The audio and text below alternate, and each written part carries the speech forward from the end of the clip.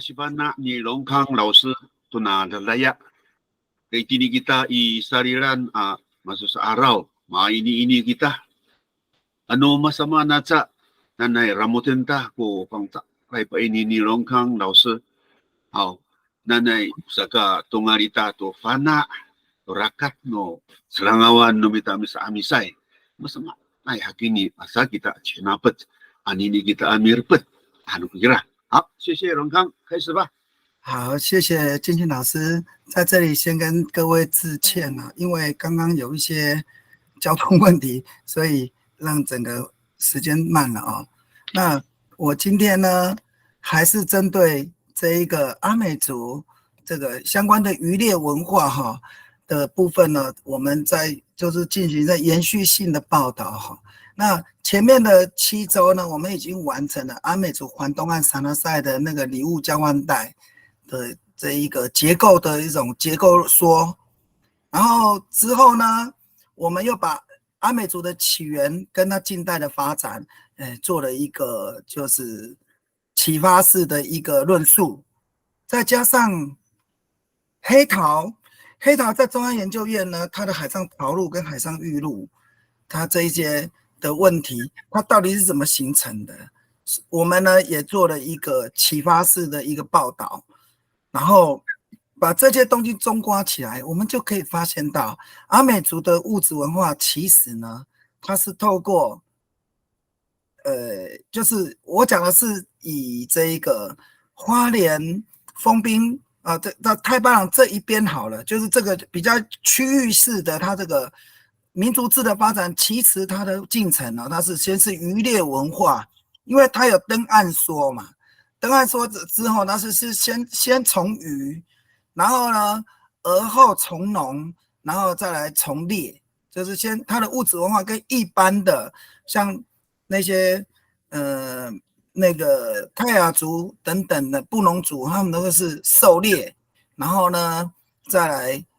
农耕最后有可能就转到渔猎那阿美族刚好是相反，它是先渔猎再农耕再狩猎。那这个问题呢，就是跟近代的这个民族志发展跟礼物交换带的这样子的一个看法，所以我们就可以发现到，他把原来初始状态的文化带入到这个阿美族的5大圣山之一的吉兰阿善。那个时候呢，他原本是从渔，然后呢，因为独木舟的出现，然后呢。他把原来的这个文化图像带到这个地方之后呢，又在这个地方制造这个铁货也好，或者是黑陶也好，然后完了以后呢，他又繁衍的子孙又向下，海水退了以后又向下，又开始又扩展所以阿美族大概像这样子的一个扩展发展，它是无尽循环，在整个就是说台南以南，然后做了一个南回。一直到花莲的这个那个大南澳溪的这个地方为起止，那这样子一个路线呢，我们又从这个巴里绕的分布在海岸的或者台九线的部分来看，又从巴基达兰或者萨那塞，也或者是法塞，也或者是马鲁阿隆这些大型的部族，他们的那种拿绍集团，他们的分布点，然后呢，我们找到了一些跟渔猎文化的有关的东西，所以这个再说明阿美族过去的渔猎文化是一个必须就是让后面的这个后代去探讨的一个文化的一个溯源的一个很重要的课程之一啦。那如何去找出它的过去，这个是一件非常怎么讲不容易的事情那我们今天呢就要谈到渔猎文化呢，我们特地去报道那个太巴朗。他过去呢有一个集团捕鱼的文化发展到这一个一个郡纳溪跟一个利大溪这2个地方，事实上原来太巴朗的那个沼地文化、湿地文化、湿地捕鱼文化呢，其实是在北附的沼泽地发源但是因为时日久远，我们没有办法找到它确切的证据所以我们就是透过田野调查里面当中我们就找到了这一个郡纳溪跟这个利大溪的这2个湿地，它过去就是所产生的渔猎文化啊，这个渔猎文化哦，等一下报道出来哈、哦，它这个本来是在部落里面当中是被那个一些老人集团所禁制啊，但是随着那个现在社会的风气越来越开放了，然后部落的青年呢慢慢的返乡啊，所以我们在今年的8月18号到8月20号有试办了4场集团捕鱼文化。那么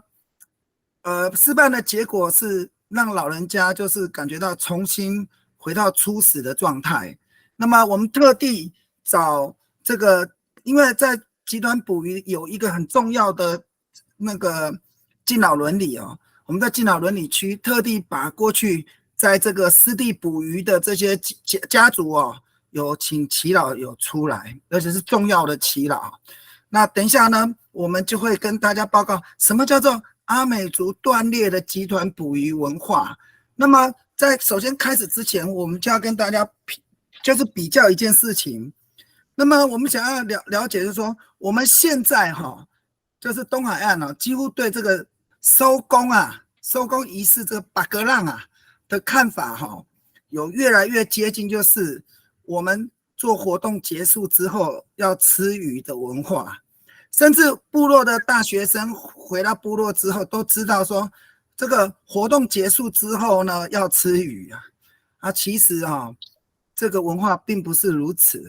那再加上近几年来呢，由于花莲县光复乡在推动巴拉告的这个文化，然后似乎这个也让别人感觉到就是说，阿美族的捕鱼文化好像就是巴拉告，因此阿美族的这种捕鱼文化已经就走向那个狭隘了，然后再加上大数据多媒体的这样子的传播，那似乎有越来越多的人就认为说，巴拉告就可以代表阿美族的那个捕鱼文化的主体性事实上阿美族的捕鱼文化真的是如此吗？我们来看一下我们先来做一个名词的一个界定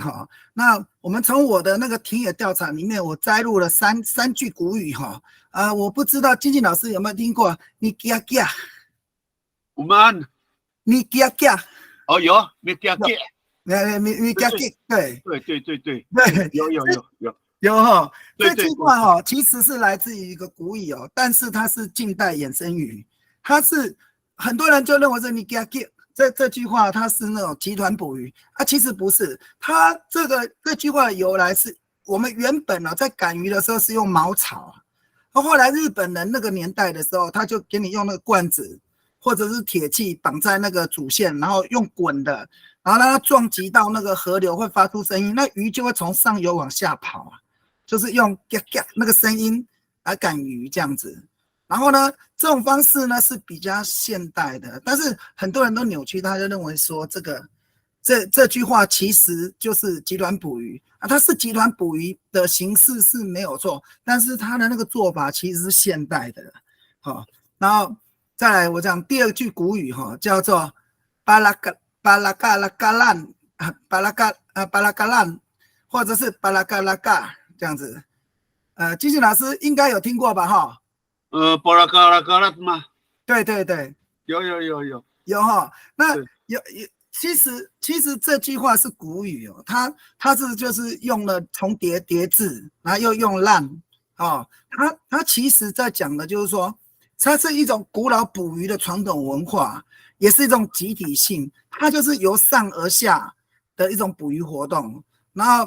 后就是有一部分人从上面驱赶鱼类，然后另外一部分在下面就装置了许多的那个渔具、渔网，或者是拉嘎，或者是那个责令这一类的东西在下游收口。那因此也有人就认为巴拉嘎拉嘎烂这句话是巴拉嘎拉嘎，这句话就是集团捕鱼啦其实这个也可以，但是我们呢经过田野调查就发现，其实它就是衍生语，它就是捕鱼形式没错，但是呢缺乏了集体性。然后我们来看这些乐子这样子，乐子它就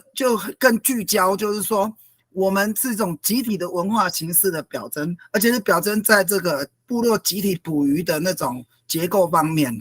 因此这句话呢，那个在那个部落现在就是杨德金头目，还有我们的年龄阶层的王建福哦，他们都把它定义就是集团捕鱼啊。那集团捕鱼的古语哦，就是透过这样子的这个 the 这句话应该是它的主词啊。那前面的这个 Blackland 或者是那个这个它有就是加上它的那个衔接语，然后你给它 get 这个都是外来的形式。那对太白狼而言哦，能够代表集团捕鱼的就 the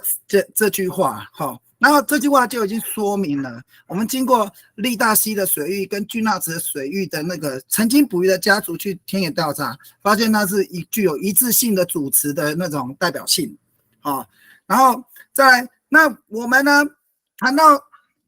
集团捕鱼的时候，我们就要了解原生主义对于文化认同的过程当中哦，它是可以来建构族群内部强烈的凝聚力跟我族的归属感。然后呢，因为呢，原生主义它可以凸显家庭跟社会一个适切的环境，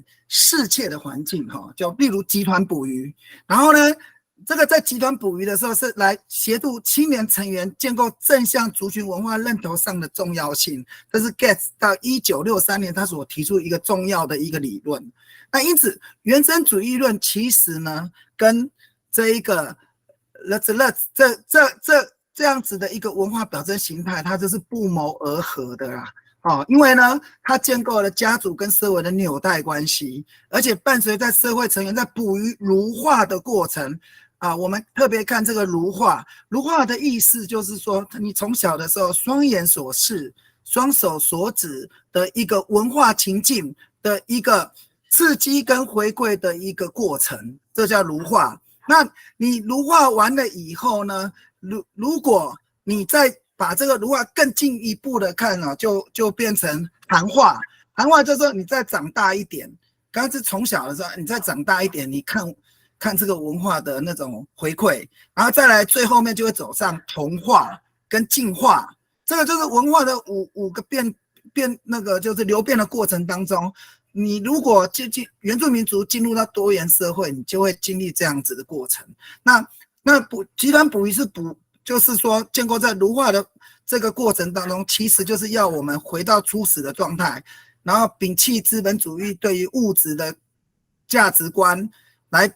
解放它的那种代表性。所以你才可以更感受到，基本上今天的课程，你就可以感受到那个集团捕鱼，它仍然存在阿美族的那种历史回忆当中。那因此我们就是会做这个研究，是基于我们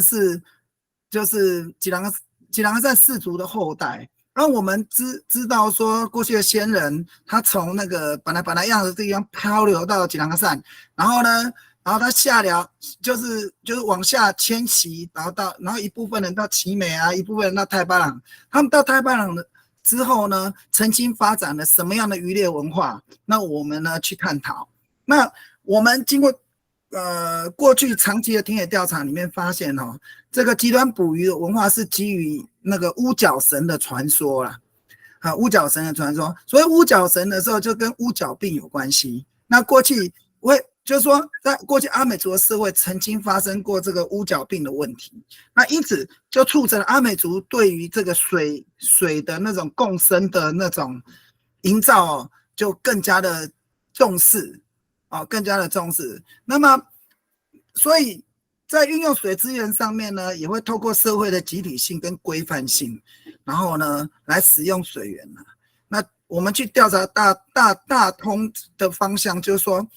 因为以前是居住在地理皱褶居住带，所以他就会选择那个坡度较陡的地形形态在那边居住。然后呢，这水源它流动呢，就是它是比较窄浅的地方，就比较容易取得水源的地方啦。然后再来就是河道的底部呢要有石头，然后呢地理位置必须落在水源的上头。所以是不是我们前开就讲到说，我们去吉兰山看到那个先人住的地方都是在地理皱褶居住带，那过着严格的水资源，然后它的条件就是必须要在这样的环境，他会住在那里然后就说他会因为大概争取就是最干净的水源作为民生用水，然后再来就是可以减少水环境污染的方面的疾病，然后河水的水温必须要冷，因为你从它过去吃的那些河流的那种生态的部分，那些生物都需要就比较低冷环境才有办法生存。那后来因为有雕刻的生物进来啊，所以那个我们对水温的要求就不在此限哈。然后再来，这个水必须要清澈，而且没有污染的源头，而且要密布的植被跟那个重复的环境啊，重复的也就是说要有那个真湿度植物的产生啊，就水生植物的产生啊，因为这样子这些植物这种植被植物跟那种可以增加湿度的植物哦，可以调节这个部落那个居住的气候，所以过去其实阿美族的先人就是说明了，他就没有办法适用在这种社啊、部落啊这种集中的形态，它是分散的居住的形态。然后再来就是说，巴拉告的出现哦，它受到媒体过度的渲染啊，然后被认为就是阿美族的那个捕鱼文化，也慢慢的就是走向那个就是那个意识形态就有点偏离了阿美族的母文化。那么，而且透过了这个阿美族的这个原住民族智慧财产权的登录，它是登录在马太安部落。这样子的话，其实反而禁止了真的阿美族的真正的捕鱼文化啊。所以呢，不但如此，你的捕鱼文化因为这个智慧财产权而产生的断裂性以外呢，最重要的是你在民族教育，因为有这个那个智慧财产权的归附，所以呢，大家都不敢去指导学生去做这个巴拉告啊。但是其实巴拉告我们去调查的结果真的是会超乎想象的。它过去它不是像这样子片面的，它是集体性的。那这个论文就在今年的6月，由中兴部落的高进福他所发表的一篇论文。他这篇论文里面呢，他说明了就是说，中兴部落的这个集团捕鱼文化是源自于太巴朗的利大溪啦，是从他的上面3代4代，因为弃牛从鱼，然后到那个地方呢进行就是传播到这个中兴部落。那他这个论文里面，他又跟太巴朗做连结，所以就说明了说，还是有一些族人对于文化上比较有深入了解的人呢，他报道了这方面的那个传统生态智慧，这样子啊。所以这样子看起来呢，因为他那个论文我也给他读过啊，就是确实他里面所提到的人都是我们当初有调查的一些重要关系人。因此我们就认为说，集团捕鱼对于阿美族它其实具有结构性、共享性的一种概念存在啊。它并不是狭隘，就是在一个法律当中为了寻求一种经济的保障而断裂了整个阿美族优秀的那种传统生态知识啊。因此集团捕鱼它就必须广义的在这个族群文化的结构当中来传递，才有办法有效的去就是让族人去追溯这一个他去解放他过去对物质文化的价值性。那阿美族的捕鱼文化其实就是基于海洋文化的特质，存在它一种流动的、开动的、多元包容的一种概念。所以目前阿美族渔团文化遗留当中就是说才是能够真正启发对捕鱼文化原真性的一个脉络。所以今天呢，我们在研究的动机上面就说明了，基于以上的这种概念，我们呢去报道阿美族。难道阿美族的捕鱼文化就只限于巴拉告吗？那我们来看看那个到底哪些部落保留了这个跟他不一样的一种说法跟看法。好，那我们去揭露这件事情的目的，就是说希望透过部落所传统的生态知识，来透过这个观察渔猎活动的社会镶嵌试图去重建古老民族对于物质文化的本质嘛。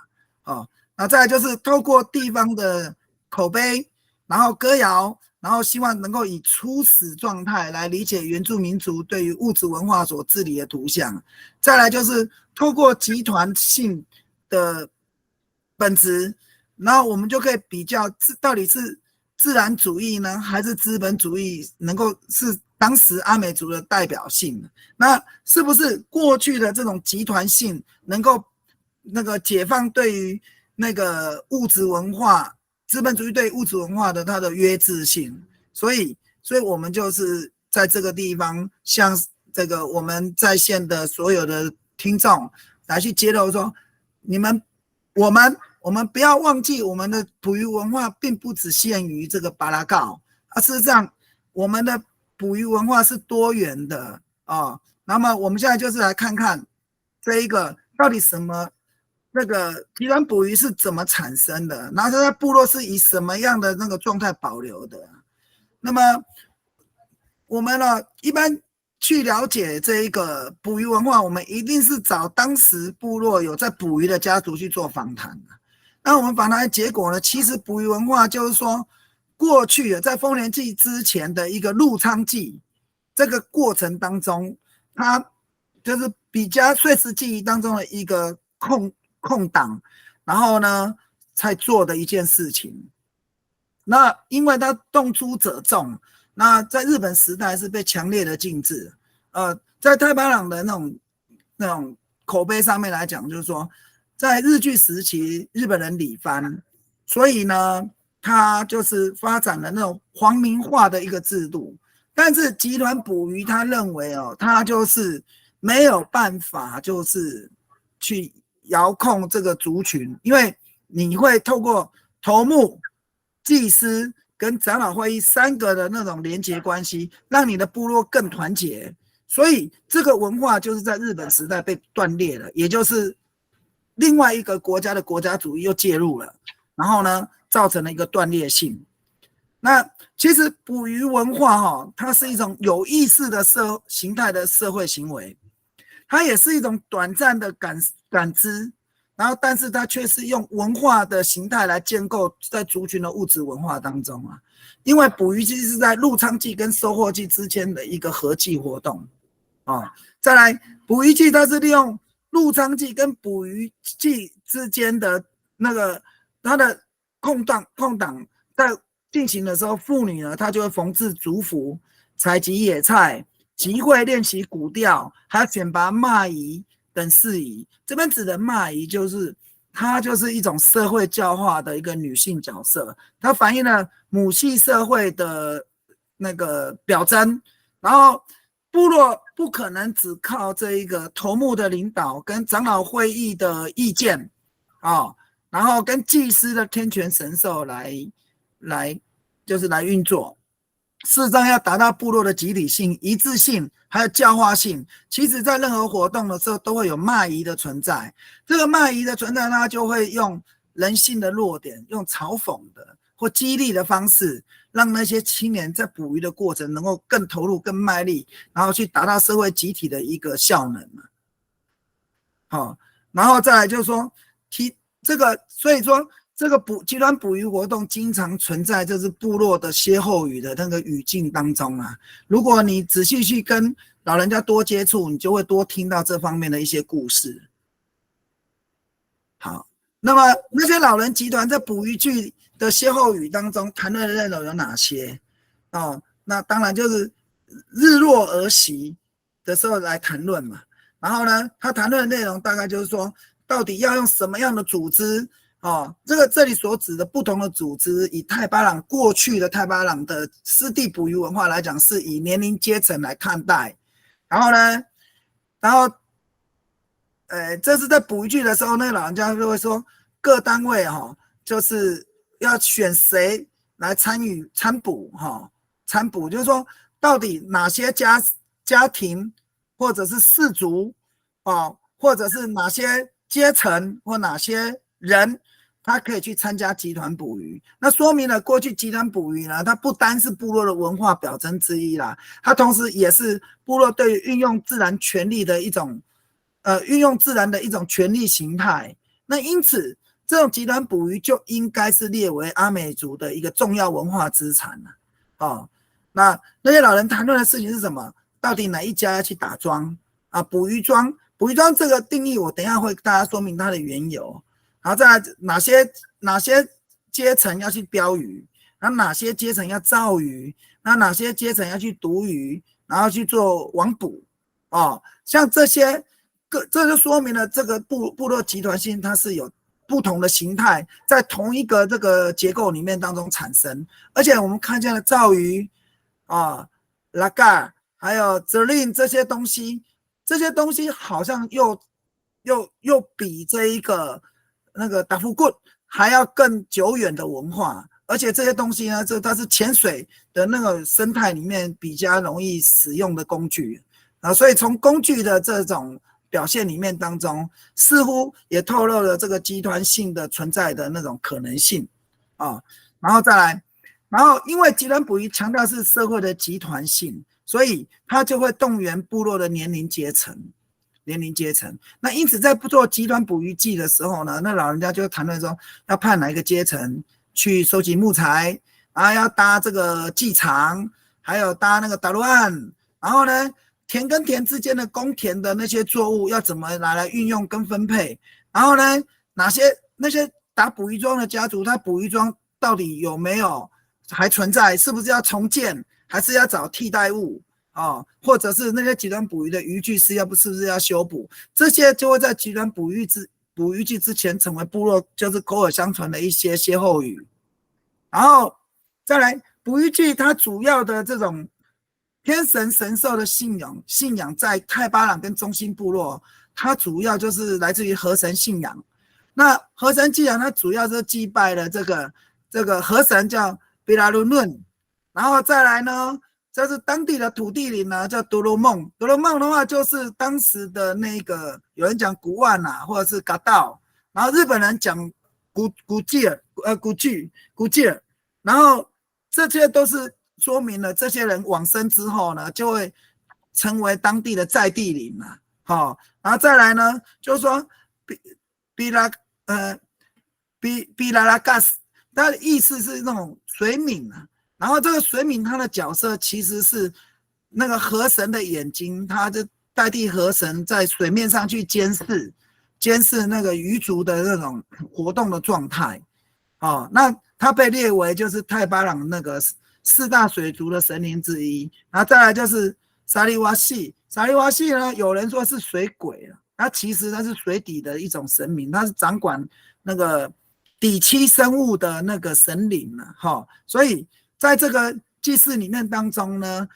不管是祭司，也或者是头目，也或者是级长哦，那么我们在这次的8月18号是透过那个年龄阶层毛外的那个级长叫王建福，这个嘎嘎喉咙，他自己我们就是因为他本身对这方面的理解很深，所以我们就请他就是代为表述跟示范。那其实这个选这个那个主祭者哈，其实就是在那个捕鱼季之前，那部落的那种歇后语，等到谈论到一定的程度，就会产生那个对象是由谁来主祭。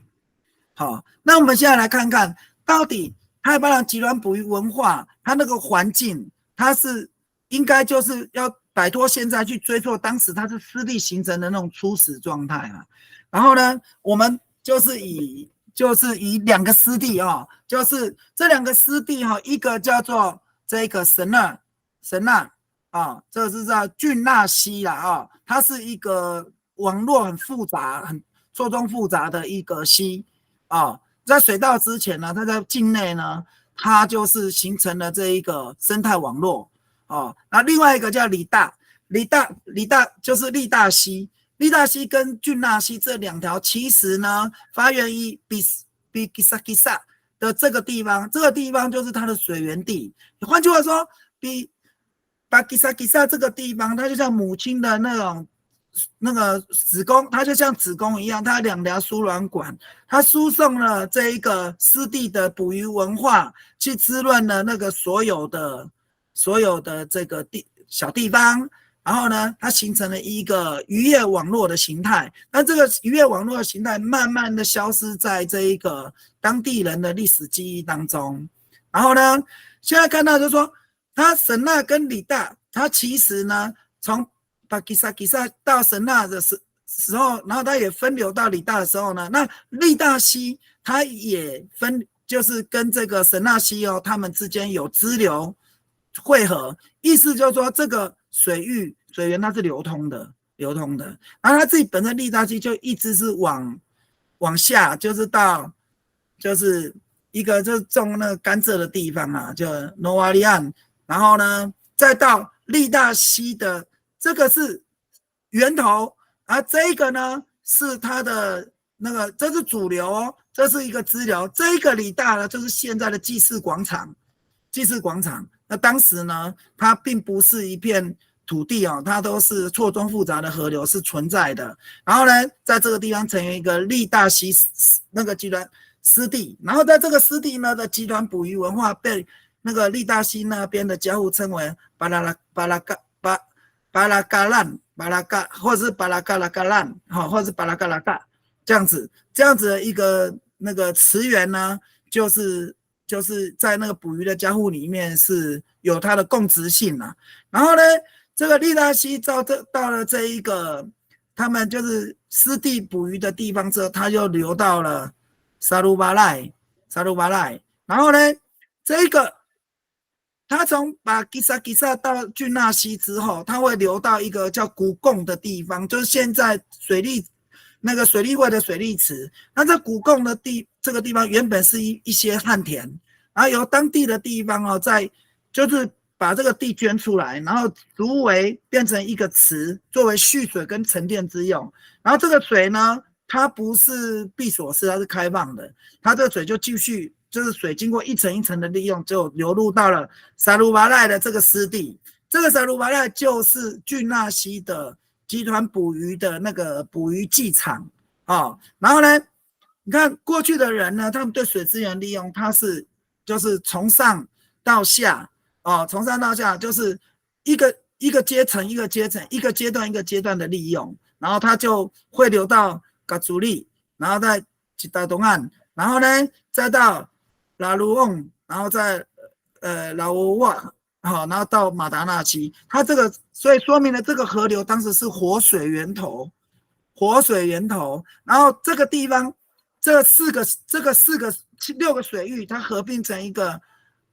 马乌涅的一个自然生态区。那因为有这个自然生态湿地的形成，所以呢形成了2个集团捕鱼的文化专区。那这目前为止呢，就是那个因为巴拉告的出现，那就是只成为这个部落的歇后语。那其实这个文化没有被彰显是一件非常可惜的事情。哦，那我们现在在谈到刚刚讲到说，孕育这一个地区的这一个集团捕鱼的那个的地方叫巴基萨。那巴基萨它是怎么来的呢？巴基萨就是利大溪跟郡纳溪的水源头，它当时是有一个马耀嘎路跟这个古拉斯妈妈的，这有10个，就是上一轮的马屋外的成员啊。换句话说，这个大概就是现在的马屋外的成员的，经过一轮，大概要经过60年前哦。可能还更早以前嘛，因为台湾有17个阶层嘛，每一个阶层是5岁，你看这样算的话，就是年代已经相当久远了。就上一轮的马外成员哦，他们在巴基萨这个地方就发现说，哦，这个水源在这个地方，他不但是第一个发现，而且是共同开发巴基萨的人。后来呢，就由马耀嘎路担任那个管理的逝世者。最后才由那个马耀嘎路的后代啊，拿木马耀的这个杨清生先生继承。目前所知，这杨清生先生目前还是存在着的。也就是说，利大溪的源头发展的历史仍然就是有它的口碑可以追溯哈。然后再来就是说，当时因为有经历过战事，所以大家对于水源的开发都有一种危机意识，所以当时我们去调查，就是说那些人当时他们想要就是以传统的梯田共生来运作，来防止就是说万一又有什么战事发生的时候，部落族人还有水还有食物可以用这样子。那后来就因为当时台湾光复的社会转型，人口向城市移动，所以这个传统水利工程只自行了一半。到后来就是到民国大概70年左右，60多年70年之间就是由农田水利会盖了一个蓝河堰，所以才流变现在的无数个那个储水的池塘啦。但是它原来的那个梯田共生的结构其实还是存在的那再来君纳溪跟那个利大溪这两个生态的水系统它就是分别从这巴基萨的地方就是留下成为它的网络。换句话说，太巴朗部落的集团捕鱼文化或者是湿地的生态文化，它就是发源于这巴基萨这个地方。那后来这些水系就跟着那个所有的那些有水泥的那种公共工程或者是沥青的公共工程，然后的置入，所以它的当时的生态环境的因素就已经没有办法再看见。那最后这两个渔场就分别就是由那个水稻田跟祭祀广场来替代，难以再回到初始的状态然后来承继它过去集团捕鱼的滥觞然后再来这一个刚刚提到的这个沙鲁巴赖这个地方，沙鲁巴赖这个地方它是当时呢就是因为这一些先行开发的人然后去注意到这个水源头，然后有2个杨氏的家族，他们来到这个地方呢，然后就发现到这个地方会冒那个地下泉水，然后呢有很多鱼可以抓那个时候呢大概应该就是在1850年，也就是有一个学者他说认为水稻是从南端引入到那个花莲所以呢他们就把这一个湿地捕鱼的这个地方开发成水稻田。然后后来呢跟他们有相关的那个纳绍集团呢就目前就是这些沙鲁巴赖的那个稻田的这一个地主那因此这个太巴朗集团捕鱼的这个文化就线索呢就大为明朗。我们就从这些地主的那种口碑里面当中呢去找出它的存在的证据那过去我们提到那个集团捕鱼的做法那个其实我们现在就要跟大家讲，这个蛮好玩的。我们现在看这个图，你们现在看到这个叫做捕鱼桩，你们看这捕鱼桩有各个不同的形态嘛？我们先来看一下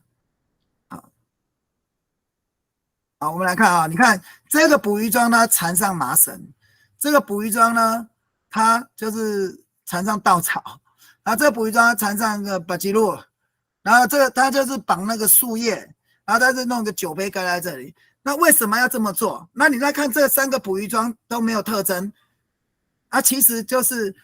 这一个集团捕鱼文化，就是过去据祈祷所闻，就是在利大溪的时候，原本大家就随便钉个木头钉在那个他要抓鱼的，假设这个地方是一个利大溪，然后他这里钉一个，那边也钉一个钉完之后两大家族就来抓鱼了，抓鱼的时候就不知道这个是谁的庄，然后因此就引发了很大的纠纷。那因此部落为了调解这方面的事情，就希望他们这些捕鱼的人呢要就是用不同的记号，那因此捕鱼庄的这个文化就形成了。那所以这个因为有捕鱼庄的文化，就代表说当这些人就是那个对于当时的那个具有那个自然权利的关系的存在。因为这一个中心部落的高进福这个学者呢，他目前还保有一个捕鱼庄但是那个捕鱼庄他是用那一个楠木雕刻的，因为大家这样都觉得这样很简陋，而且捕鱼形态是一种庄严而且有严肃的活动，所以呢他们就把它雕得很漂亮这个是因为这个活动我们没有那个经费，那所以各个家户就临时就是用这样来表示就是为了避免冲突性，那其实就是营造部落的和谐性和谐性啊，所以呢，大家会把这个你有捕鱼权利的家族，然后定在这一个河流上面，然后呢，作为你的那种权利的关系的表征呢，所以这个是这样子来的，好，所以这个叫做捕鱼庄了啊，然后呢，那所以我们今天讲，先把这个故事讲让他了解之后呢，才有办法体现那种真正的捕鱼文化它的历史滥觞啊，然后。就是在捕鱼文化的时候，刚刚提到就是会有一个合祭的主祭者，然后呢，这个人是专门就是在捕鱼季担任祭司或巫师的活动啊，然后最主要就是以那个水域过去，我刚刚提过，他是管理者世袭，但是他往生了，他的这个在地灵然后呢，作为这个就是召唤的神灵，然后再来这个人他就是决定捕鱼季的这个地点是在哪里，但是他决定的地点他经过这个那个天权神授之后呢，然后才召开长老会议，然后再决定是不是办理这样子的活动。那当长老会达成决议之后呢，最后才由部落的领袖动员部落的家系成员来筹备办理那在捕鱼季之前呢，部落就会先派遣一些青年到海岸山脉面东的一个制高点，然后面东举行祭仪那祭仪完成之后，才开始安排这个活动。那因为这个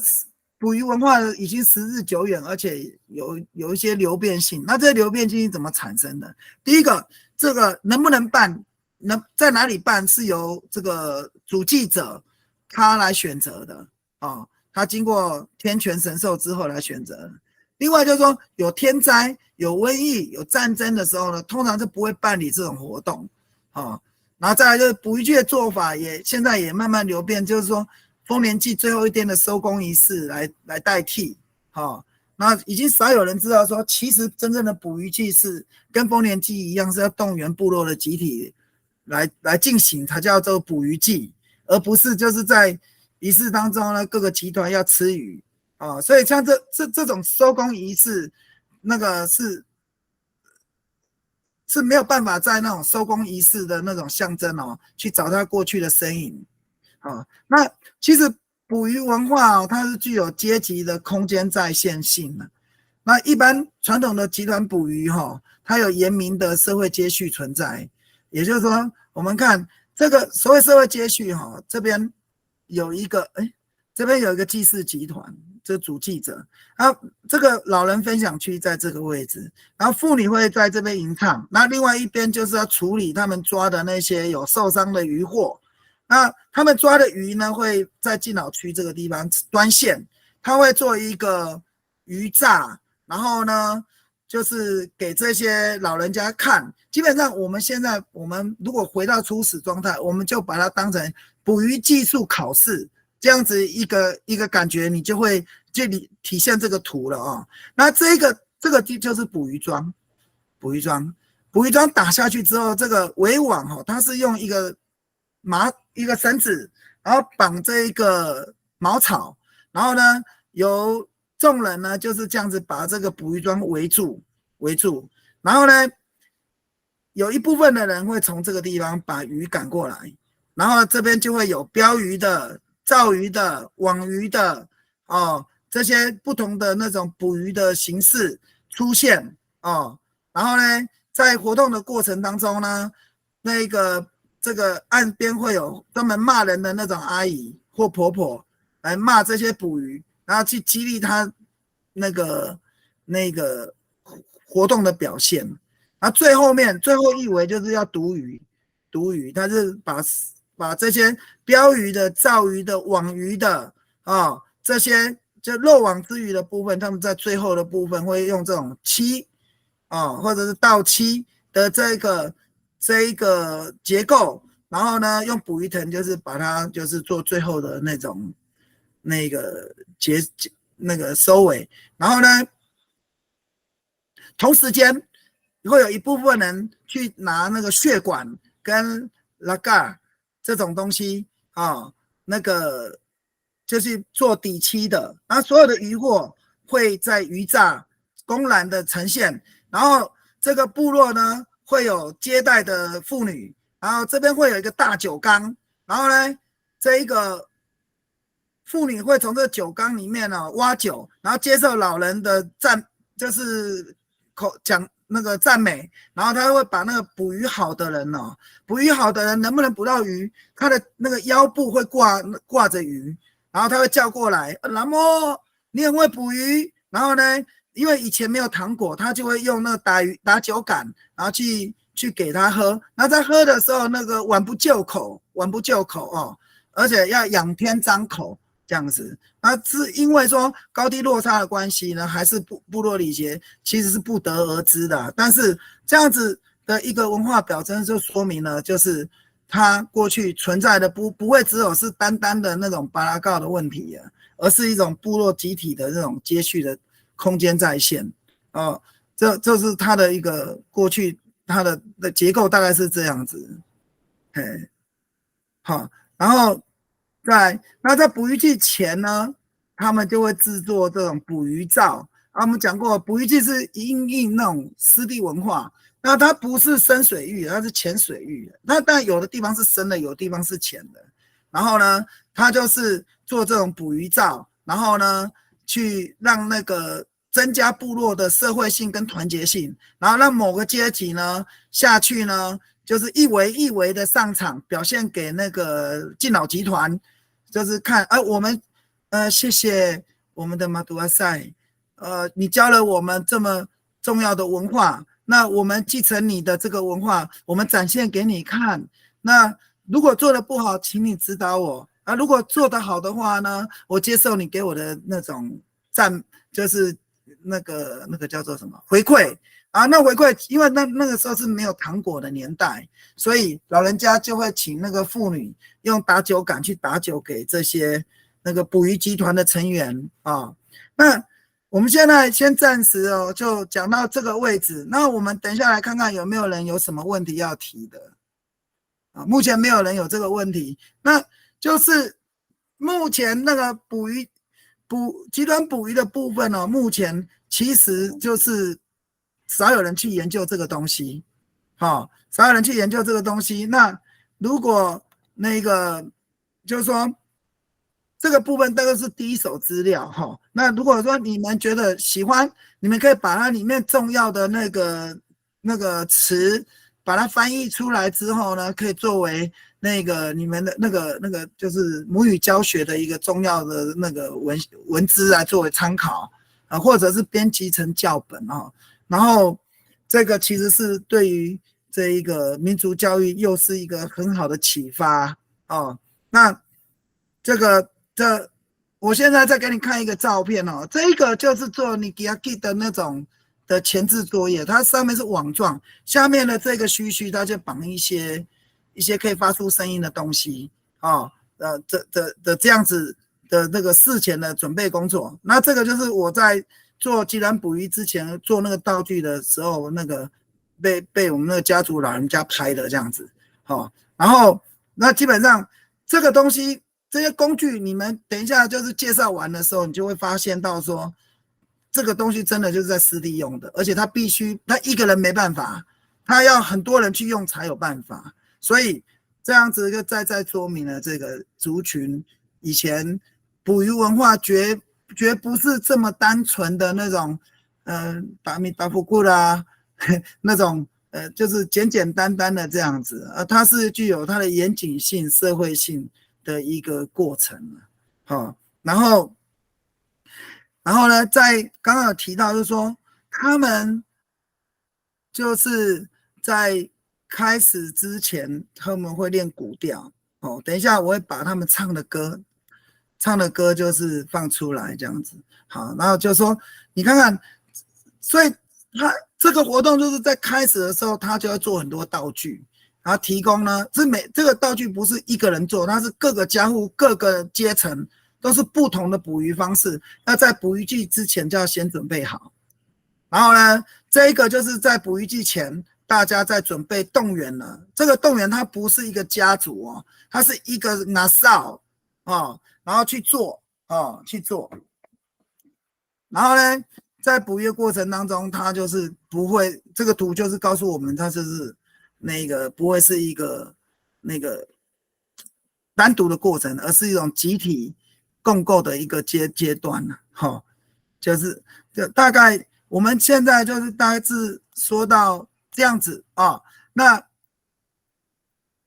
好，刚刚信燕老师的问的这个问题哈，我可以回答你啊。因为哈，阿美族有一个风俗，就是男人捕鱼的工具或者是打猎的工具啊，女性呢就不要跨越，不要去碰触。那因为在渔祭的过程当中有请四大神灵啊，所以如果说有一些月事啊，或者是说有一些女红方面的问题沾到了，可能这个捕鱼的过程当中就会受到了禁忌。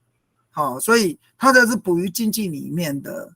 这一个过程啊。但是其实我们在8月18号的时候是有开放给女性参与啊，因为这个过程是原民会他办了一个就是岁时祭文化体验示范活动啊。我们原本是想要用族人去拍一个捕鱼季的纪录片啊，但是原民会他就希望说那个让观光客也来体验，所以等一下你就会看到那个极卵捕鱼的那种蛮好笑的一些图，给大家就是会心一笑这样子。哦，那其实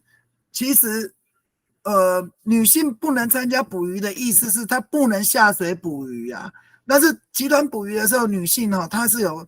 有规定，就是说3代以上的妇女可以不参加，但是3代以下的妇女呢，就是要接受部落分配，你可能要去做接待，你可能要去吟唱古调，那你可能要去当骂姨，或者是呢，你可能要去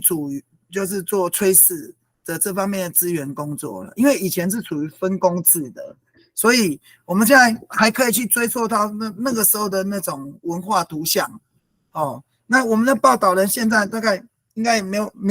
大概只剩下1-2个吧，其他人都已经不在世了这样子。那我们很辛苦的去调查了这2个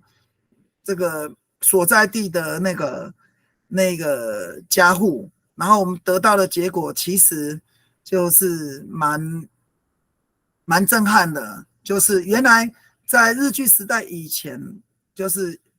还有这样子的活动。嘿，那日据时代、日本时代，因为有一些礼藩呐，还有一个就是说，他要平定那个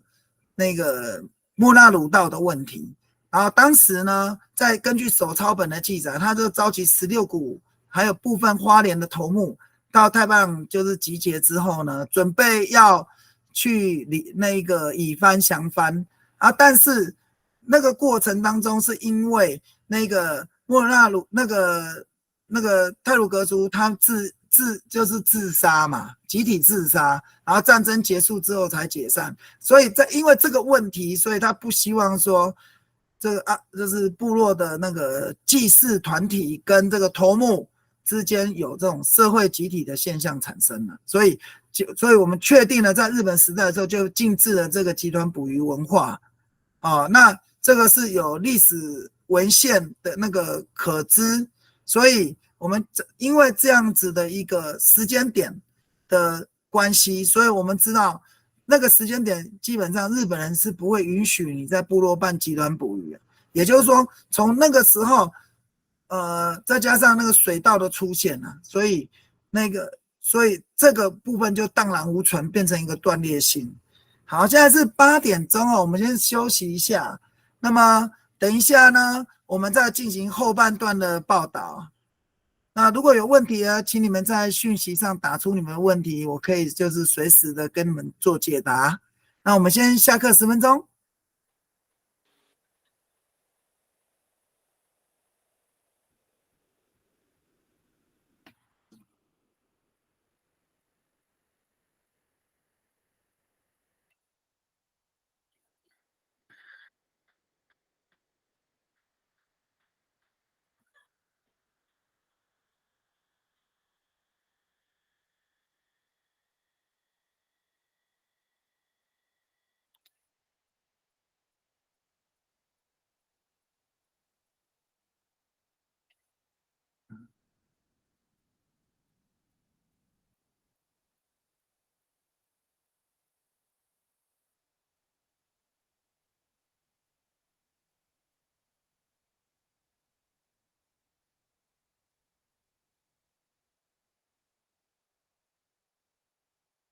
淑贤，刚刚有听得到我的声音吗？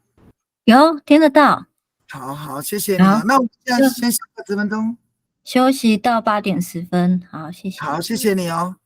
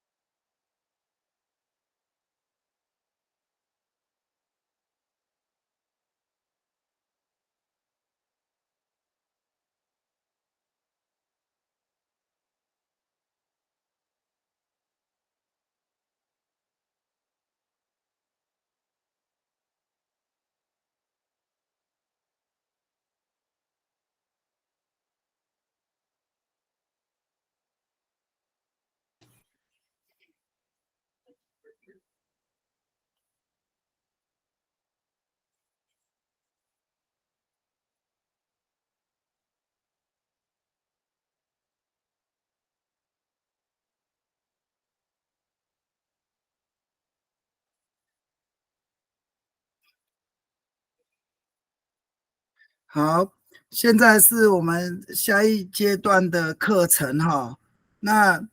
就是很高兴大家肯愿意来听这些，就是我们就是过去的一些历史文化。那如果就是你们有任何问题，可以在通话当中的这个讯息栏，然后提出你们的问题哦。那我们现在呢，就要继续延续刚刚上一节课的课程里面，再继续就是做极端捕鱼的报道。那如果欢迎你们随时在这个通话讯息当中，就是把你们的疑问提出来，因为呢，我们8周的课程里面当中几乎都围绕了阿美族的渔猎文化在绕，先讲独木舟啊，再讲这一个礼物交换，然后圣山去挖掘这个黑桃跟这个礼物环东岸礼物交换带的那种脉络关系，然后呢，就是一再一再的，就是深入他的那个过去，去找出他的过去的身影了。所以基本上就是几乎都是在阿美族的渔猎文化那个地方在爬梳跟挖掘。那我们现在继续回到我们的课程。好，刚刚我们就讲到说，在集团捕鱼过程当中啊，那一个会有这一个要准备渔具的这个过程，就是会有这种问题啊。然后呢，这个除此之外呢，妇女呢也会在准备过程当中去练习古调的吟唱。事实上，目前这个太巴朗部落的集团捕鱼文化有很多都是存在它的歌词里面当中。那我因为时间的因素呢，我把这个他们练习的过程当中有就是放了一段。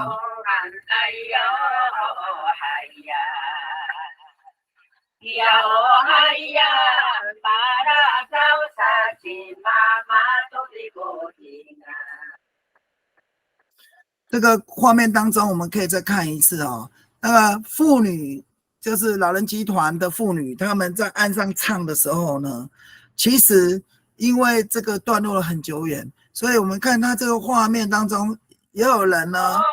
这边抄录他的歌词，在这边，嘿，就是怕说在过程中对后面会有交代不清的问题。好，这个就是阿美族文化的那种歇后语。那我们经常就从歇后语的那个情境里面去采集它的文化的历程与结果。然后呢，刚这个活动过程当中，我们就发现到左边有一个妇女，她在记述那种古调的那种歌词，她就是要利用这种难得办这种极端捕鱼文化的过程当中，用唱的。让后面人知道说，过去确实是有这样子的一个文化存在。然后呢，那个我们唱的这些歌词，就是除了激励你们当中呢，还要告诉你们过去所发生的一些事情。好，这个就是妇女集团他们在极端捕鱼之前他们会做的事情。那你看，大家都是坐着的，这就说明了说，大家一定是。在今天的一日工作结束的时候呢，大家共同的闲暇的时间来这个地方集会，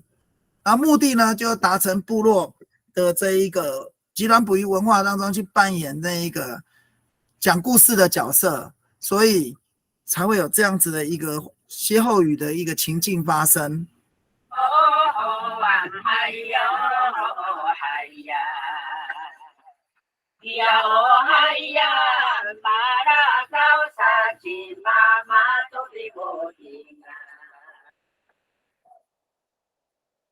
好，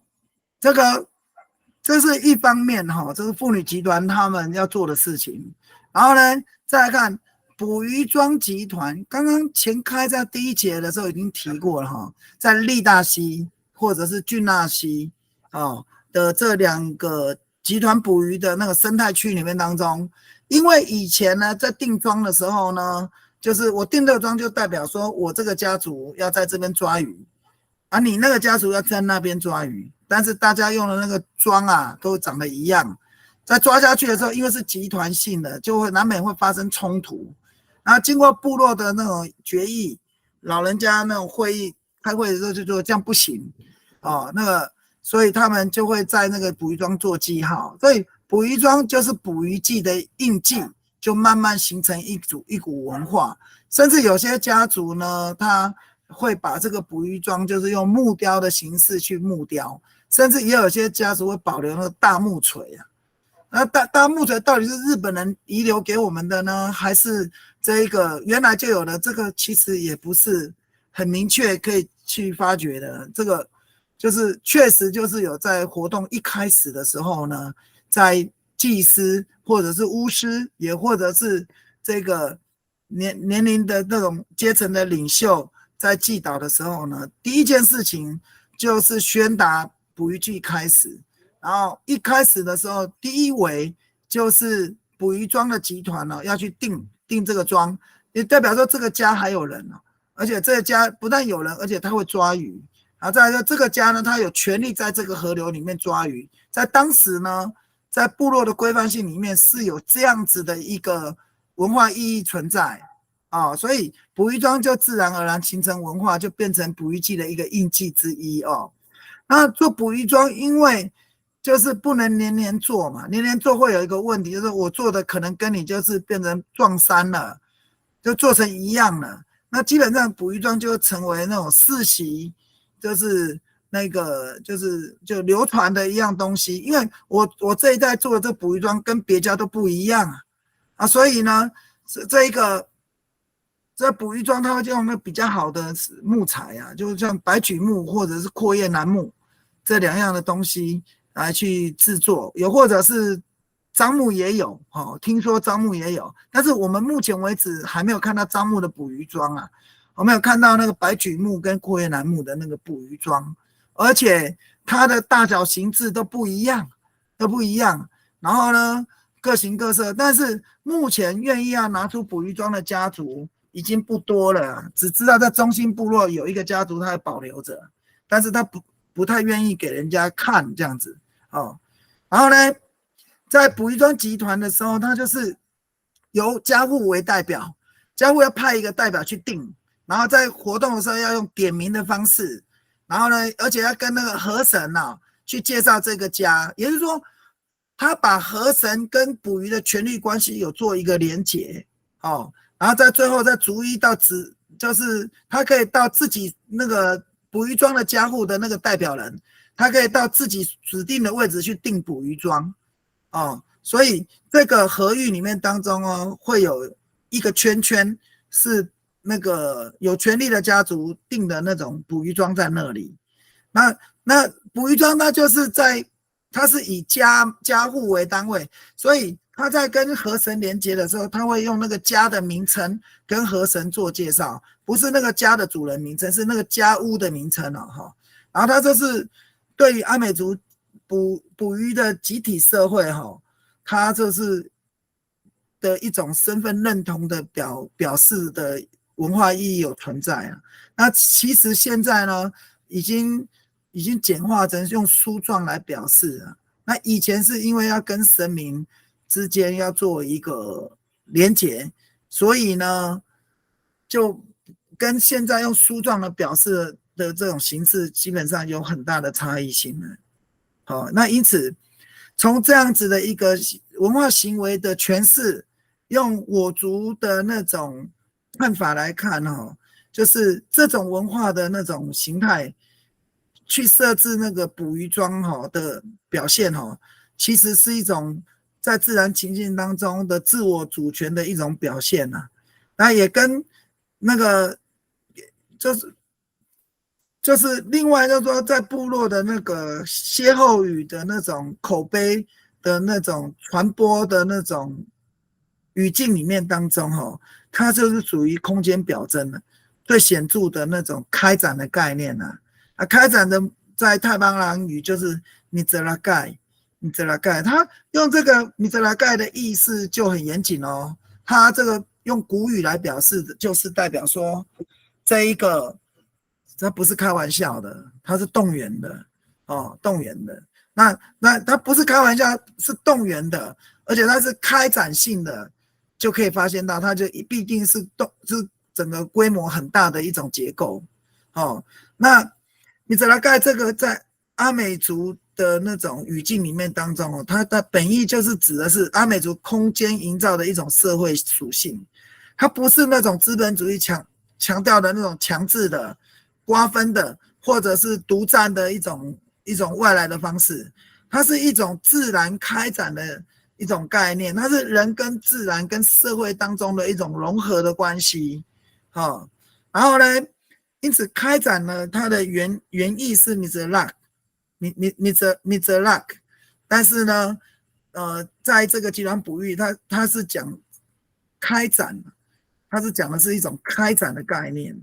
哦，那因此这种米泽拉盖这样子的意思，都是就相对的就跟那个瓜分的占有的强制的不一样，它具有社会的延伸性，因为呢，它是各团、各阶层、各维去集体建构的一种文化表现。然后呢，这个表现是集体，它是互动型的，它岸上的部分有妇女跟集团之间的互动，然后有集团跟老人集团之间的互动，也有老人集团跟妇女之间的互动，它这是一种循环的一种互动关系。然后它有分享性，因为它捕获的鱼呢，各维呢就是要公开的展现渔获，然后呢，所捕获的鱼呢要经过老人伦理，也就是部落的分享，要分配，好，要分配。那现场呢，就是因为有动用鱼标哦，或者是其他的捕鱼渔具，那种有受伤的、缺磷的，或者奄奄一息死的，他们就会拿去给妇女，就是现场烹煮。然后呢，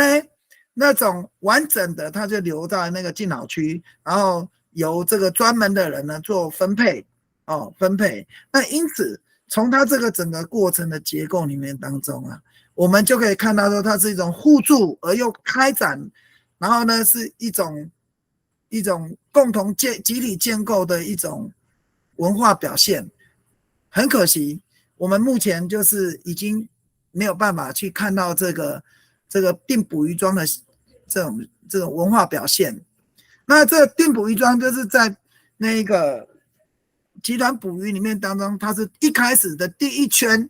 第一围必须要做的事情，要不然那个部落的其他的就是观望的人，他们就会不知道说这些人他们到底在做什么事情。那定捕鱼庄的意思就是告诉那些不知道那些在做什么事情的人呢，他这是一种对于河川富有的那种财产权，哦，捕鱼权的那种权利关系。因为他没有被纳入捕鱼集团的成员之一，就表示在那个年代的那个时候，部落就是在集团捕鱼的权利关系里面，它是被排除的。那这种身份有可能就是那一个巴克扎亚了，也或者是那个西德赖。那西德赖呢，其实呢，他就是巴克扎亚的这个公民阶级呢，他是说你可以来这边工作，但是你不能继承财产权。但是还有一种比较又低阶的，他就说在工作要听某些那个菲杜路，就是嘎吉答案下面的或者是嘎吉答案的差遣，然后你只能接受，然后去支援，但是你连那个财产权都没有，除非你跟这些上阶的人有通婚有产子，然后所以呢，你的那个孩子的那个社会阶级才会往上，否则的话，你的那种生活的空间就会分布在部落的核心范围的外围所以你看，整个太巴朗它的那个社会阶级的分布其实非常明确社会主体表现在这个东富部落跟一部分的北富村就是去沼泽地区的那些家族因为北富村过去是个沼泽，然后其他的人我们就发现到不断的发现有番大猪那种佃农这些问题产生，就说明了过去这个权力的关系是有接续的。那在捕鱼的这种状态上，也是有这样子的现象产生了。所以这个捕鱼庄集团里面当中，在集团捕鱼里面，它是第一维的表现形式啊。那我们现在就可以再来看，那捕鱼庄到底长得什么样子？那因为报道人他不愿意给我们看这个东西所以我们就用他描述的这个结构，就大致画了一个它的外郭图其实它这里面还有一些雕刻啦，因为我们在表现的时候就已经要告诉大家说，你看这个集团捕鱼，你定的庄要跟人家不一样，你有权利大家都知道，但是你必须要能够表示是这一个家的这个家的家户的一个代表性，所以他们的这个捕鱼庄的形式是会不一样的对，然后再来，这是第一维然后在部落的外围呢，有老人集团在这个集团捕鱼里面表现的是一种敬老伦理的文化。然后呢，这些老人集团大部分都是70岁以上的耄老，然后他不直接参与捕鱼，而是用眼睛来看，坐在那个地方，然后坐在那个地方，那个老人区会去评比各个家各个氏族的子孙，他到底会不会捕鱼，然后在那过程当中，他彼此会做口述历史的那种交流，甚至有些会站起来去指导各位这抓鱼的技术是不是那个老人家所传承的那其实也会有一些口角跟冲突，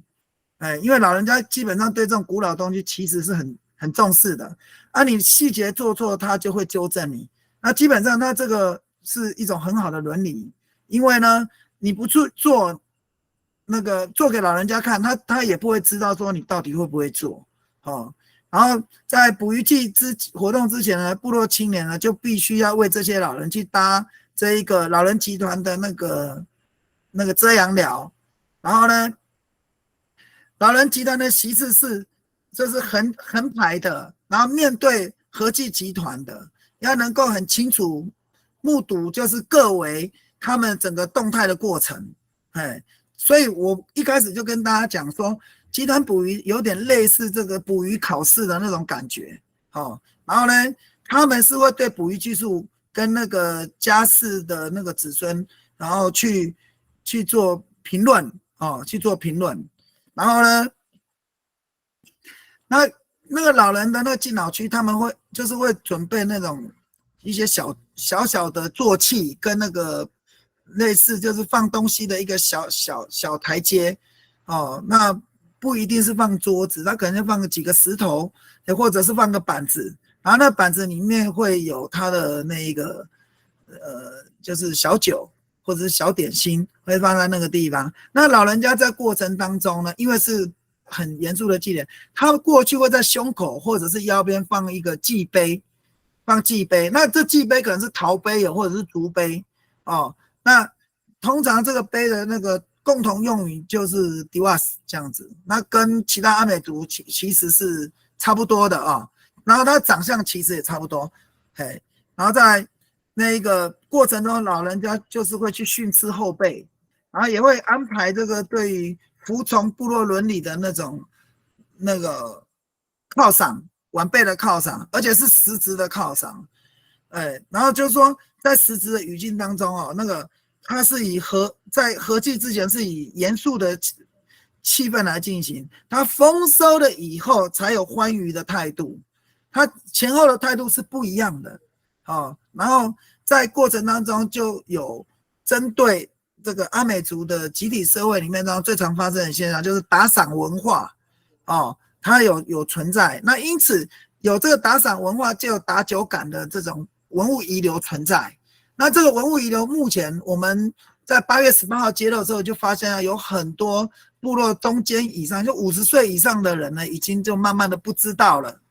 慢慢的不知道了。然后呢，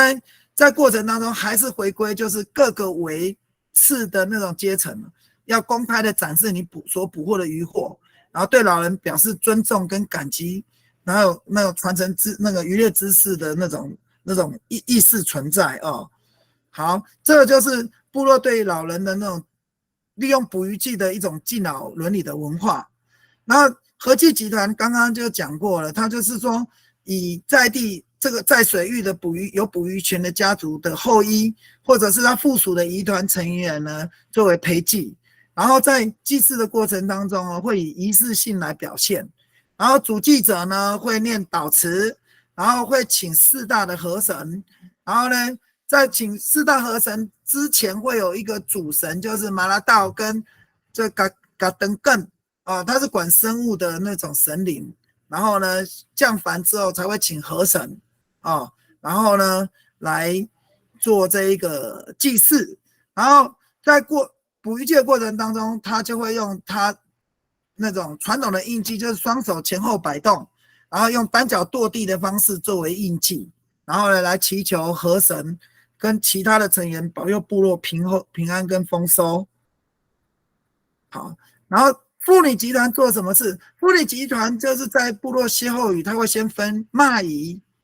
还有一个哀婆。那这里我们就因为哀婆最近有一个研究生要去报道，所以我们在这个部分就暂时不提然后那个会有吟唱团，刚刚我们那个影片里面就已经透露了，这个在那个集团捕鱼的时候，会有妇女会去唱那种跟捕鱼季有关的那些古调。然后呢3代以内的妇女呢，有一些人呢会分配去做炊事，就是煮鱼跟野菜的这件事情。然后其他没有炊事的比较年轻的他们就会去公开的去做打酒杆跟敬酒的工作。因为各围在下去之前，他们就是以集团是一围的在岸边等候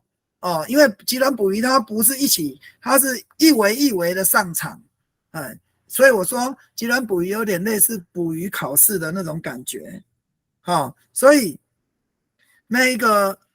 妇女集团它就是下水的人是仅限于男性，那妇女她不能直接的参与捕鱼活动，她就是在岸上做她的凸显出母系社会的在集体社会当中她所要参与的角色。所以这就是动员部落集体捕鱼的那种本质跟定义它就不单是男性的活动，它连妇女基本上也要参与这样子然后再来这里面所指的骂姨就我讲过了，就是部落不可能只单靠年龄阶层，或是部落领袖，也或者是部落长老会，或者是祭司的这样子的领导来达成它的统一性跟一致性。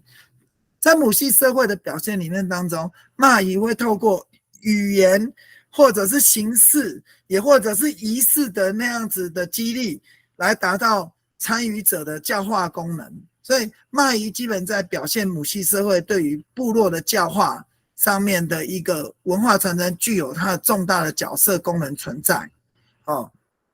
那比较老一点的那些妇女，她们见多识广，所以她们就会用古调吟唱的方式，让那些参与捕鱼的青年或者阶层去记忆以前祖先捕鱼的那件事情。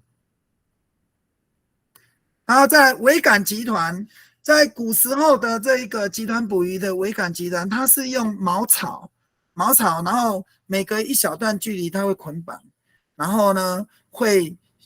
当这第二围，第一围是打捕鱼桩，第二围呢就是用茅草做的那个草围，然后呢由素人呢就是把这个整个渔场绕一大圈，慢慢缩小那个圆心，然后呢围绕在捕鱼桩的外圈所以维管集团基本上就是第二围，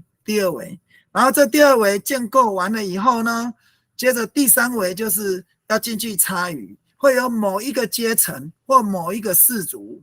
然后呢他们呢会用左边这个就是传统的鱼标传统鱼标它就像一个手我们从它的结构里面就发现到，这个就不是现在的钢铁，这是所谓这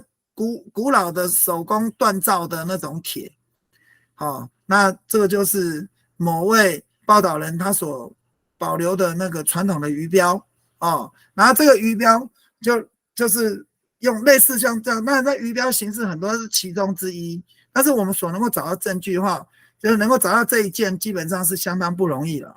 然后呢，他用类似的这样的东西，然后排成一围，然后呢去找鱼。那找鱼的时候可以看到右边就是水镜，这个水镜可以看到它的表面，这个是传统的树脂，防水树脂。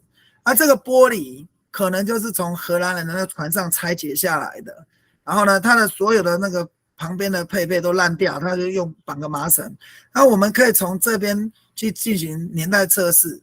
目前是没有去做这一件的测试的，但是这件老件基本上可以从它的这个传统树脂里面就发现它绝对超过100年以上绝对超过100年以上，因为目前这个技术已经在阿美族的社会里面是看不到的而且这个不单只是这种玛瑙树脂，它这树脂里面还有含一种那种碳粉所以基本上这个就可以兑现就以前古老的那个社会里面那些先人，他们就用这个去造水里的环境，然后用这个东西去擦，然后他去擦的时候呢，是在这一个茅草围杆之后下一围上场的主角，他们所做的那个捕鱼的形式捕鱼形式，它就是等于是在极端捕鱼的第3围然后在这第4围因为我们讲过，我们在18号有试办，8月18到8月20部落丰年祭的时候，由原民会主办，我们协办，我们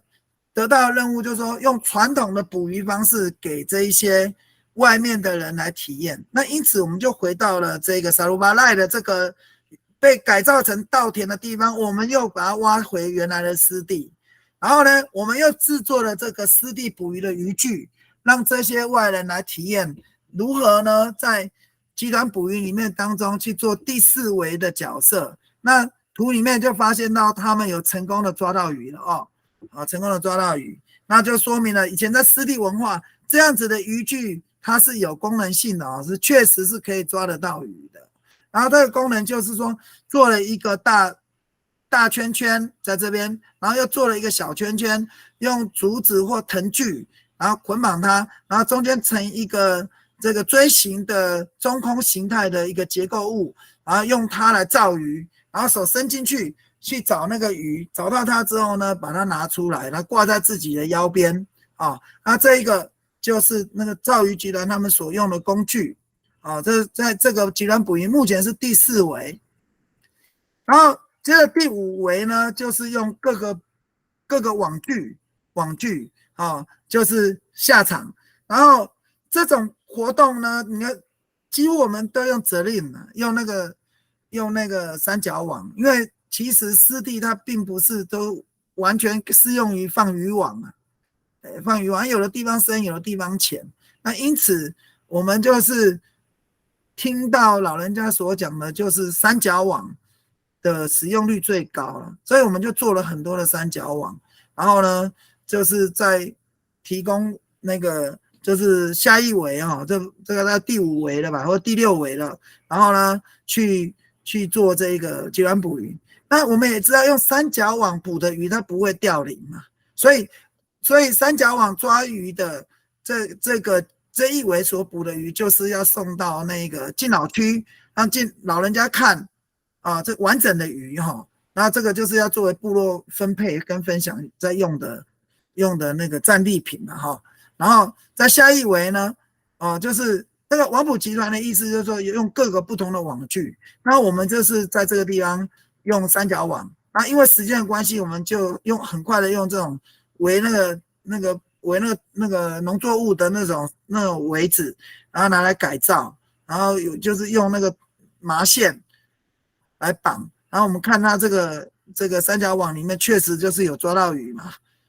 就代表说这样子捕鱼工具在湿地环境里面当中有它绝对的功能性然后这些外来的人他才真正体验到阿美族的那种捕鱼文化的那种那种真正的那种感受。那这个就是传统的网捕我们可以看到，就是说它使用的这一个手抛网事实上这一个三角网发展的那个时间点要比手抛网还更早。然后这一个族人他现在拿的就是打酒杆那你可以看这个环境，基本上老人家是坐在这个位置，那他们抓完鱼之后要到这里，这边这个围的这一个圆圆的这个结构，这个就是要展现渔获要倒鱼的在这个地方，那老人家是坐在这里，然后呢表现好的人这边有个大酒缸，这一个族人他应该是要用女性来担任的，因为基本上他应该要下水，但是因为这是观光体验，他就是以他为代行，他就用了这样子一个结构，长长的杆子，然后这边做了一个碗瓢，然后到这个地方打酒呢，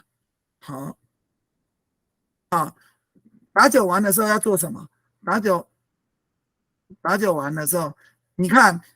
因为老人家跟打赏者他的距离很远，所以这个打酒杆子要长。那这是他的那个酒瓢这个是一个错误的示范。真正的有礼貌的族人，他会双手接杆，然后呢，就是口不就瓢就是悬空用倒的，用灌的方式因为他是非原住民，然后他是来体验的，就有碰到了这个，这个过去是不被允许的然后这个就是部落的打赏文化因为以前过去是没有糖果的社会，那老人家就是他最高的诚意大概就是赏你一瓢酒，来犒赏你在这一个社会表现里面当中你是最有能力的了，他这样子的一个意义存在然后拉嘎集团就是说这个是抓那个底期的，也就是说在和记集团里面当中，他是祭祀那个拉嘎那个沙利瓦系的那个河底林他祭祀完的时候就是向他祈求，就是说我们在这河记里面我们要网捕那个用拉嘎去捕那个没有鳞片的东西，像那个鳗鱼或者是鲶鱼这样子的东西，或者是虾子那种底栖类的生物然后再拿这个东西也都是一个集团，然后他们将事先放好的那个拉嘎，然后放在那个固定的一个位置，然后呢拿出来的时候一样要到敬老区去公开展示他的这个狩猎的成果。那基本上这一围的人呢，这个年纪比较年长就是中间以上阶层的人担任然后这个就是下一围就是拉嘎集团，然后呢他这个是刚刚讲过打酒文化，这个在部落那个集体社会里面就是不可免的一种礼仪社会交际的表现然后最后面一个围它就是之前还有就是采水菜的，那因为时间的因素而且这个问题大家都知道了他就是用那个高脚屋周围他会放那种会浮在水里的竹子，然后在竹子那边会养一些水菜、水根植物，然后就是训练的比较就是阶级比较低的那些人下去采集，然后一样要公开呈现他的这种那个采集的成果在敬老区这样子，然后最后面这个他所采集的那些水生植物是要作为部落分享之用的，然后你要带回去的是那些完整的渔获，经过分配之后呢，大概就会一般就是会用藤篮然后背篮就是放在背篮里面带回家这样子，然后这个最后一围就是剩下的鱼就要用毒鱼藤了，毒鱼藤就一次把它呢就虏获之后呢，就是再作为部落分配之使用。那我们现在所提供的这一个画面呢，就是我们示范的这个集团捕鱼的活动。那这一个呢，就是沙鲁巴赖，原来沙鲁巴赖的失地，但是呢，现在就是当时刚刚说过有2个杨氏家族的老人，因为南端传来了那个水稻文化，所以他们就在这个地方露营之后回去，带着那个家世宗族的人呢，来这边开发，变成水稻田。那这里基本上这些水稻田的那个土都会有气泡，会产生地底泉水。那这水源来源就跟刚报告是从巴基萨基萨的位置流下来的，然后它是地面水跟那个地下的那个浮流水，然后会到这个地方呢汇流。那纵然它这里目前是稻田，其实呢把稻田挖开来，其实又回到湿地的状态。那我们只是呢就是只挖了一小区，挖开来之后呢，确实它就是会自然出泉，然后呢就可以营造一个部落集体捕鱼的一个文化的一个场域。那之所以会做这种集团捕鱼文化的这样子的想法，就除了田野有一个重大发现之外，就是在学术上我们认为传统的渔业活动在阿美族的社会当中已经存在很久，可是呢可以说是可以认为就是阿美族的本真文化，也就是母文化之一啊。另外就是所有阿美族的研究文献都有提到收工或除圣仪式的风俗存在。那其实集团捕鱼跟这个文化是有关系的再来就是自从有文字以来，渔业活动就一直是被镶嵌在阿美族文化体制的传统文化之中所以也是一项具有族群意义的物质文化之一。但是因为它有断裂性，不易揭露，所以呢现在目前已经就是列为就是我国就是非物质也或者是无形文化资产。但是呢目前为止它的归属还没有一个，因为没有学者去做这方面研究了，但是确实它就是一个无形文化资产存在，它有它存在的一种关系。再来就是渔业活动的起源它最初是跟着传统领域的环境改变而改变，所以这种改变而改变的这种渔业活动，它是没有办法透过他者的权利来作为专有的认定的。因为阿美族物质文化它是仰赖环境演化而流动的，所以就亦显于这个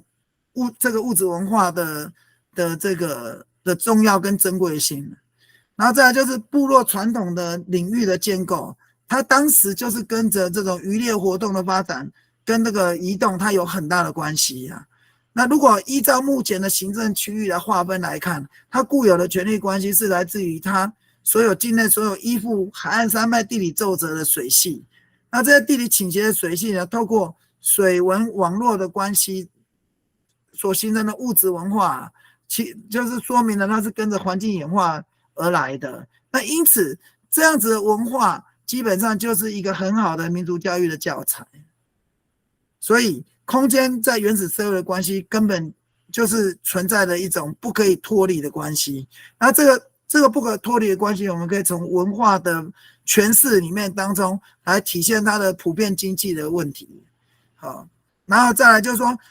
有一些族群文化它都是彰显在这个大洪水以后的语境当中。然后再来我们要谈论阿美族如何受到环境演化的影响，必须就是回到初始的状态。所以我们就提到巴基萨基萨的这个水源，就像母亲的输卵管，将这个水域文化的种子呢，就是输落于郡纳溪跟利大溪的这样子一种文化表征的形态上。因此这个研究里面说明了就是几件事情，就是说湿地是孕育阿美族渔猎文化的一个文化摇篮同时也是我国民族珍贵的文化资产这个应该就是受到民族教育的这一个宣扬跟保留。另外捕鱼文化绝对不是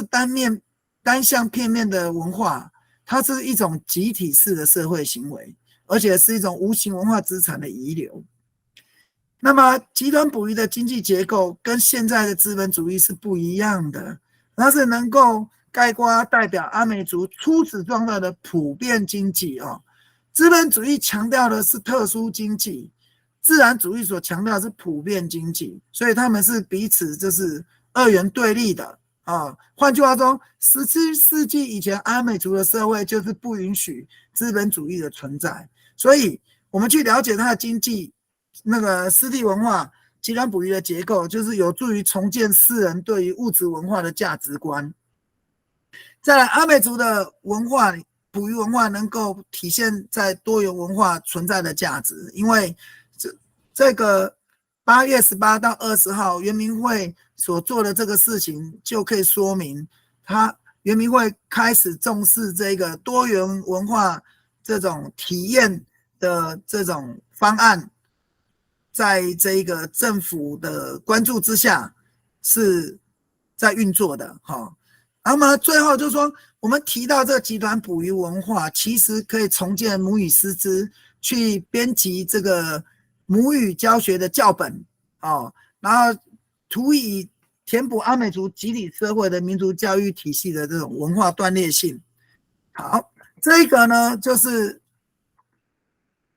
我们今天呢所讲授的大概的内容啊。好，那么现在回到我们线上，不知道我们线上的听友是对于我所提的这些文化的这个内涵有没有什么样的看法？如果有的话，请你们可以利用短暂的10分钟提出，我可以知道的话，我可以为您解答。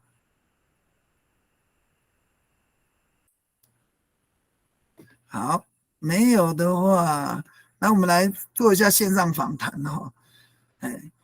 我们看一下秋美同学有没有在这里？没有。有，好，那我可以请教你，你这样听完我刚刚所解说的这一个捕鱼文化，是不是跟你所想象的会有差异性？头一次听了，我听了以后，我有一个感觉，就是说，以前的社会虽然没有现代那么文明，可是他们很聪明啊，他们就是很自然，用自然的方法来去创造每一个他们所要表现的工作内容。这是我因为头一次。我也没看到，在书上有这样的文献，很少看到。说实在，对，